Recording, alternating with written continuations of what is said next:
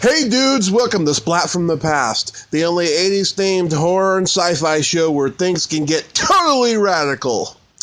Now today, I will be welcoming a very special guest. It is my second interview associated with National Lampoon's Animal House, but it's the first ever cast member interview, and it's going to be Eliza Roberts. You may remember her. She plays Brunella at the all-girls school, and she has that classic line after Tom Hulse asks her, "What are you majoring in?" She says, "Primitive cultures." Still, I love that line. It's a classic. And I'm having her on the show today to talk about that, maybe a little bit about how she met Eric Roberts and some of the other things she did. She was in John Landis's first movie, Shlock. She was in a TV movie her mother made called Terraces, and a couple other things. And she's also been a casting director, and now she produces. And I'm going to talk about all that stuff. And I can't wait. I'm such an Animal House fan. So, here is my interview with Eliza Roberts.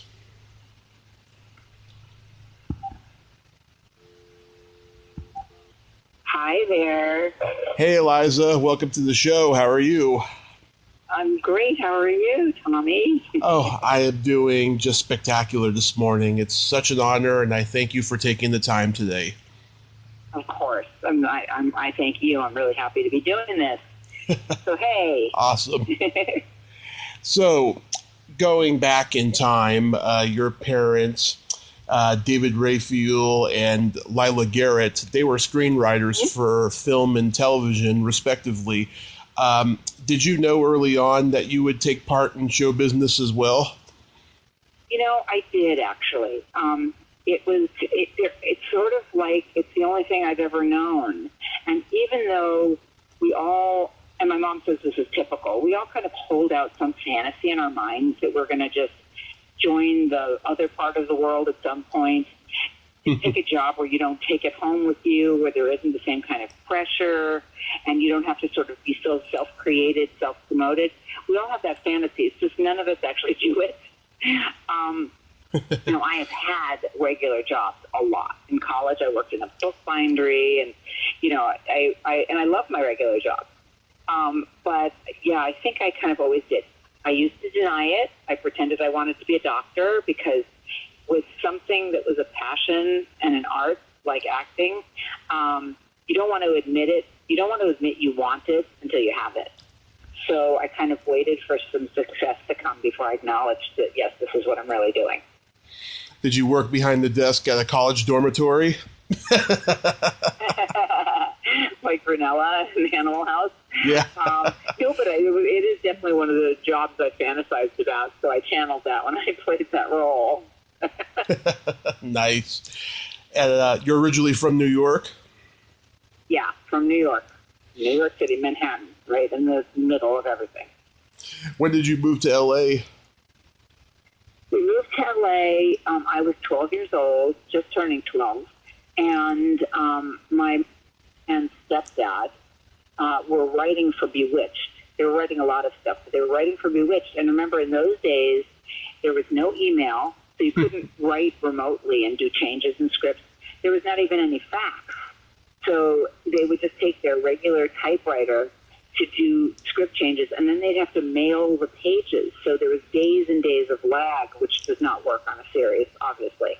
Yeah. And so eventually the show loved their writing and wanted them to write a bunch more, and they said, "We need to relocate you to California." I'd never been to California. And out we went, and we moved to L.A., and that was that. Wow. Did you spend any time on the Bewitched set? I did. I did spend time on the Bewitched set, which was delightful because I loved the show. It's still a lot of fun to be on an airplane or something, see an episode of Bewitched and see their names up there.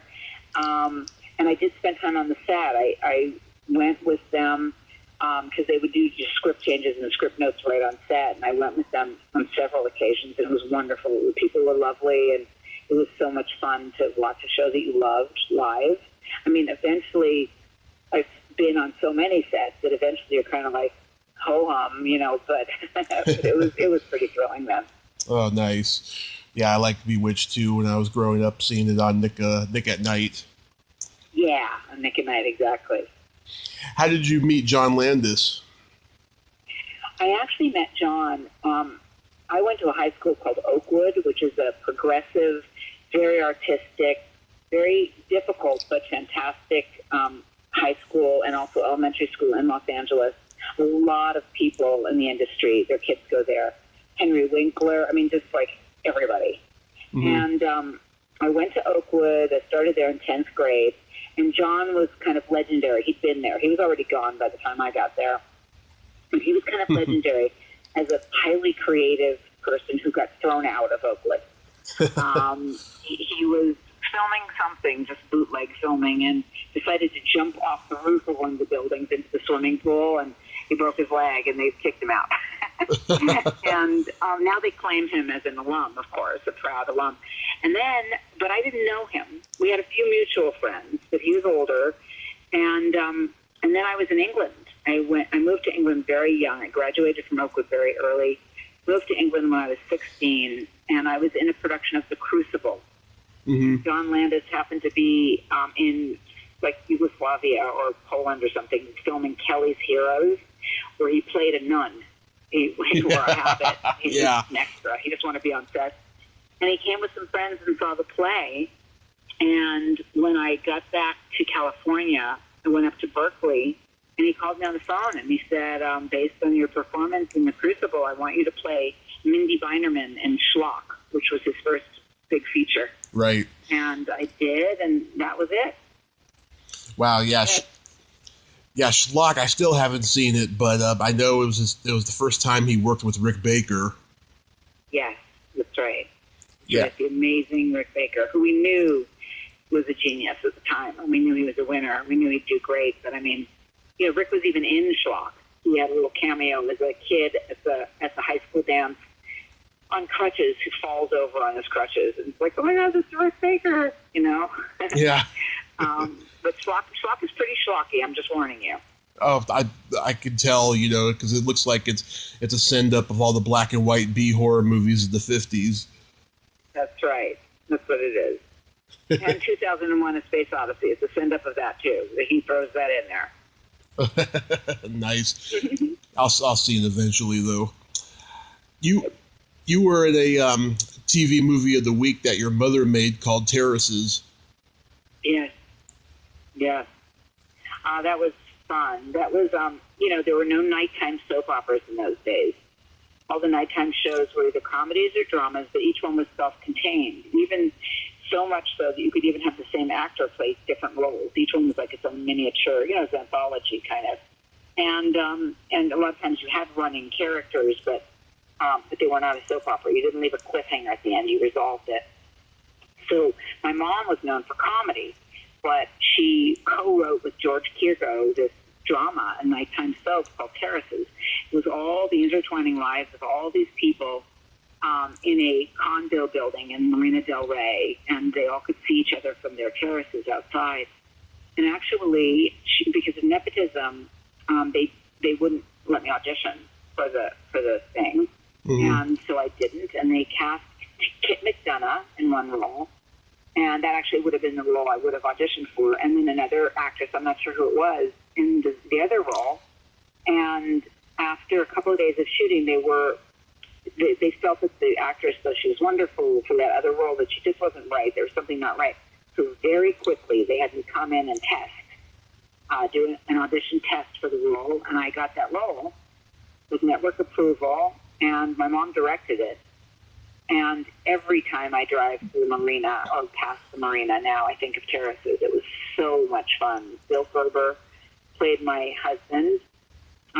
He is married to Arlene. Oh, gosh, I'm forgetting her name. But anyway, she's a big manager. She managed Diane Keaton and Deborah Winger, and she was just amazing. And he played my husband, and he was fabulous. And Kit McDonough and Tim Thomerson and Lloyd Bachner, whose son I had dated in high school. It was just, doing Terraces was so much fun. It was really a blast. And now you can find it. You can actually see it. It's available online and stuff. So that's pretty cool. Did you date Hart Bachner? I dated Paul, Hart's older brother, and Hart and I are very good friends. He was in my sister's grade. He's a little bit younger, and we're friends and have been friends ever since. And I think the world of him. He's great. Very good-looking guy and very talented as an actor. Yes, absolutely. Yeah, that's a good cast, though, you got to work with in that. Yeah, it was a very good cast. And the piece itself was way ahead of its time. Some of the issues, Julie Newmar was in it. Some of the issues that we dealt with. Let's see, Lola Albright, I think, was in it. We just, everybody was wonderful. It was such fun. Gosh, I'll treasure that memory forever. And how was your mom as a director? Oh, she was great. She's an amazing director. She's an amazing actress director. She leaned on her DP a lot for directing the camera because she was a theater director, and it was quite a leap to do film. And one of the funniest moments was she was directing a kissing scene. Bill and I were kissing, and she was on a crane. It was like the middle of the night. It was a night shoot. She was on a crane, and we were on one of the terraces, and we were kissing, and she had a megaphone, and she was directing my kissing, loudly, like screaming through the megaphone. And it was so hilarious to have your mom directing you kissing through a megaphone in the middle of the night, right? In a public building. And Bill kept saying to me, "Is this weird for you that your mom is commenting on your kissing abilities?" And I was like, funnily, no, it's not even weird. But it was great being directed by her. She's one of the best directors. Oh, that's nice. Yeah. Now comes the immortal classic, National Lampoon's Animal House. And starting when I was 4 years old, my dad and I used to watch this movie whenever my mom wasn't home. Oh, that's really funny. Oh, great. Yeah. Well, I'm very proud of that. And I apologize to your mom. We're very open-minded and not easily offended in my family. Good. That's wonderful. Okay, good. That's very good. How were you? Now, weren't you originally cast as Shelley? I was. Yeah, I was. God, you're amazing. Your research is top-notch. Oh, thank you. John called me one day, and I was at the time married to Jimmy Simons, who's now producer. He did Malcolm in the Middle. Now he's doing Santa Clarita Diet. So we were young, and John called me, and he goes, "Hey, I'm doing another movie, and I have a part for you, and the girl has to take her top off, and I'm having to do these auditions with a secretary." We used to use the word secretary. A secretary in the room. The girls have to take off their top, and it's just uncomfortable and embarrassing, and even with the secretary there to make the girls feel better, I just hate it. And I already know you, and we all had become friends, so he felt that he knew what my boobs looked like. So I already know you. Will you play the part?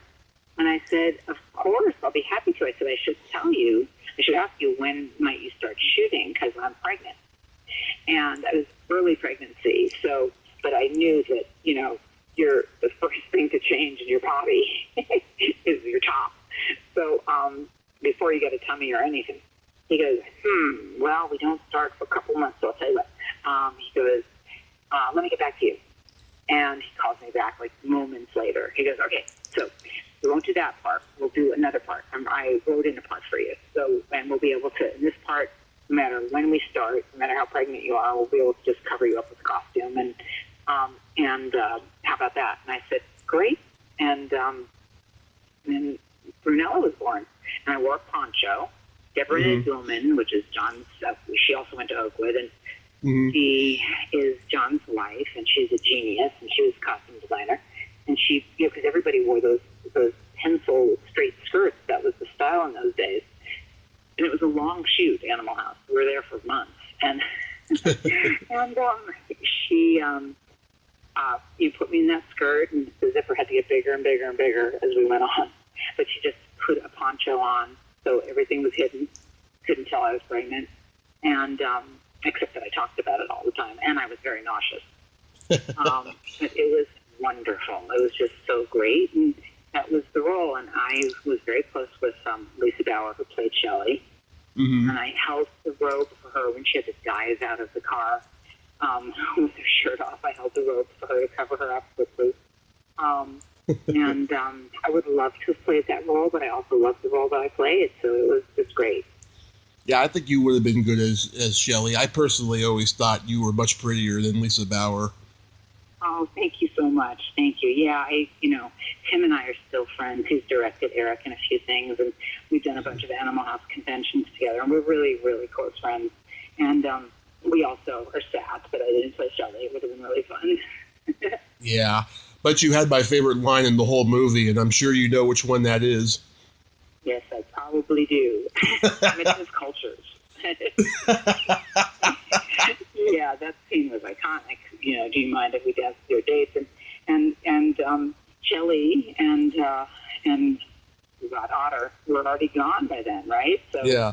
Thank goodness I was in that scene.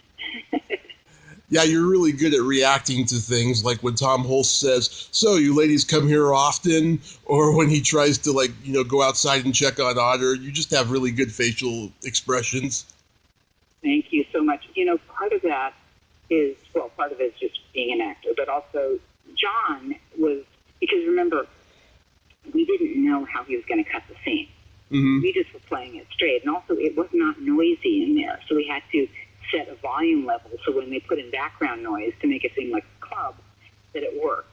So when he would just kind of give us things that triggered our imagination, like when he says, "Do you girls come here often?" He said, "Remember, that's absurd because you're not clubbing girls, obviously." And he said also, "You can't quite hear what he said because it's so loud in here," which it wasn't. So it's that what? And kind of annoyed because you don't want to be there anyway. And then he said, and also since you're not clubbing girls, you don't want these guys to leave. You don't understand, where you are, or are they going to leave you there? As a matter of fact, the scene where we're walking home later, we added that because the way it was originally, they never resolved what happened with the girls. Yeah. And then they realized, they tested, and they realized people are like, oh, well, so what happened? And so they said they needed something with us getting home safe and sound. So that's when we did that walking and talking scene. And they reminded me of Criminals. I thought Frank was kind of cute, that whole scene. Yeah. Cute. And, there have been a lot of episodes of shows like Friends and different movies where they've done the ew, and they said it came from Animal House. And that was actually my ew, because John was like, what we should do here? Eliza, you're ew. I've heard you do it before. Ew. And I'm like, okay. And that's how that happened. Oh, that's so awesome. Yeah, I interviewed Catherine Wilson about the movie, and she said you and her were really good friends. Yeah, we're very good friends. She's so wonderful. Yeah, she's a sweet lady. Energy. Yeah. So sweet. Mm-hmm. So sweet. Yeah. Me and several podcasters, we've been trying to get James Doughton on our podcast, but he seems very shy. He's shy, but he's super sweet. We got to get him on. Write me a note reminding me, and with all the info, and I'll let James, I love James, I'll let James know that I did it. Mm-hmm. Because there have been a couple of things, a couple other people, when they were looking for him, I connected them, and did he try? And he was like, no, thank you. He's so funny. No, I sent him a couple of messages, and I commented on a couple of his Facebook statuses. At one time, he actually said he would consider it, but I never heard from him. Yeah. Okay, well, remind me, Tommy. You send me an email and remind me, and I'll tell James that I did it, how fun it was, and I'll help try to get him to do it. Okay, because of course he's got great stories. He is the sweetest sweetheart in the world. Awesome. Yeah, and I've also been trying to get Martha Smith, but she's been recovering from hip surgery. I know she has. I know, but she should be okay soon. I know. God, poor Martha. But if she's going to do it as a phoner like this, that should probably work. She's also a doll. I love this cast. And I just love them so dearly. They're just the best. Yeah, to me, Animal House is the most perfect comedy that has not only ever been made, but will ever be made. Oh, wow. Thank you. That's so nice. It is amazing because the fact that Keaton and Morgan, my kids, watched it also from a young age. And and laughed, and they're both so funny, and they're such aficionados of comedy.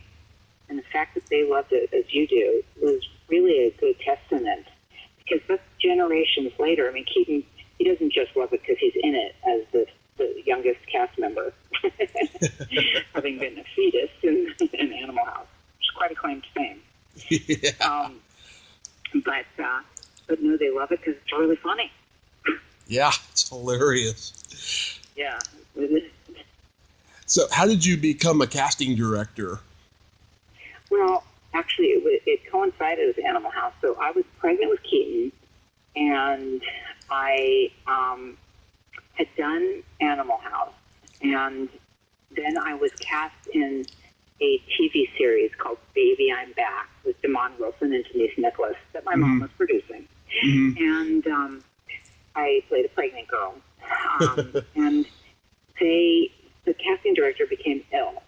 She was a very noted casting director, and her two daughters are very successful. One is a big manager, and one is the casting director. So her name was Pat Harris, and her daughter Meg Lieberman cast King of Queens, and she cast everything. She's amazing. And then Kay Lieberman managed Don Cheadle and was his producing partner for years.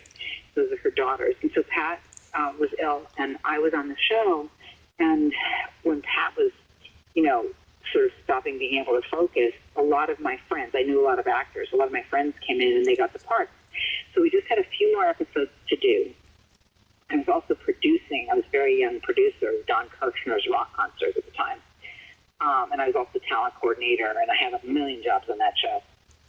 So the Chuck Freeze Productions that was doing the series, they asked me if I would cast the rest of the season. And I'm an actress. I'm not a casting director. And they said, well, we'll walk you through it. In the meantime, you'll be great reading with the actors. You know all the actors because you're an actress. And it just seems logical, and we just need somebody. We can't make like a new deal with an official casting director. We just don't have time. So I was like, okay. And I took over the casting of that show. And from there, just through word of mouth, I just kept getting casting jobs. Wow. And now I do both. I do both. I manage Eric. So yeah, I'm busy. Wow. Yeah, because you worked on Midnight Caller, which was shot in my hometown of San Francisco. Oh, yeah. Of course. Oh, another dream job. Yeah, I was in Midnight Caller and I cast it. That was great. How did you get involved with the movie version of Car 54? Where Are You? Isn't that hilarious? Okay, let's see. Bill Fishman. Okay, so how I got involved with that was I was asked to be in a music video of a Paul McCartney song. I was just cast as a woman riding on the back of a motorcycle with some guy and whatever. And I became really good friends with the producers of that and the director of it, who now does major music videos. And he was directing Car 54, Bill Fishman, and he asked me to be in it. And I was in it. And then as we were sort of developing the role and talking about it, he's like, I had a bunch of ideas. I said, who's going to play this? Who's going to play that? How about this one? He said, how about you cast it? And I was like, okay. And so then I cast it in L.A., New York, and Toronto. And it was, a major project. And it was so much fun. It was just so much fun. And then I was there for the shoot. So one of the most amazing things on it is that our set decorator, our art director, has now gone on to become a major director. She directed Twilight. And so she started on Car 54. A lot of great people started on that silly little movie. Jeremy Piven. We had some really fun people on that show, and it was a blast. It was awesome. I haven't seen it in years. I just remember that one part where David Johansen wipes the booger off the girl's face.